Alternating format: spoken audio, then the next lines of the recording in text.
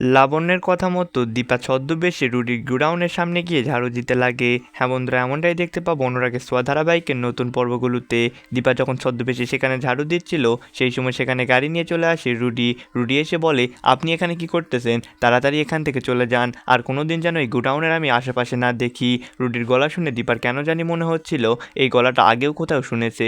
তখন দীপা মনে মনে বলতে লাগে, কি ব্যাপার, উনি দেখতে তো মেয়ে, কিন্তু গলা এরকম ছেলেদের মতো কেন? এরপর দীপা ঝাড়ু রেখে আস্তে আস্তে গোডাউনের ভিতর যেতে লাগে। গোডাউনের ভিতর গিয়ে দেখতে পায় সূর্যকে বাঁধা অবস্থায়। এটি দেখে তো দীপা একদম অবাক হয়ে যায়। এরপর রুডির ফোনে একটি ফোন আসে। তখন দেখা যায় কুন্তলা ফোন করে বলে, তুমি কিন্তু কোথাও যেও না, দীপা কিন্তু বাড়ি থেকে বের হয়ে গিয়েছে, খুব তাড়াতাড়ি কিন্তু তোমার সাথে দীপার দেখা হবে। তখন রুডি বলে, তুমি চিন্তা করো না মা, দীপা শুধু একবার এখানে আসুক, ওকে আমি আর এখান থেকে বেঁচে ফিরতে দেব না। এরপর দেখা যায় দীপা গোডাউনের ভিতর ঢুকে সূর্যের হাতের বাঁধন খুলে দিয়ে সূর্যকে নিয়ে আসতে লাগে। কিন্তু সেই সময় দীপার সামনে গিয়ে দাঁড়ায় রুডি। এটি দেখতে পাবো অনুরাগের ছোঁয়া ধারাবাহিকে।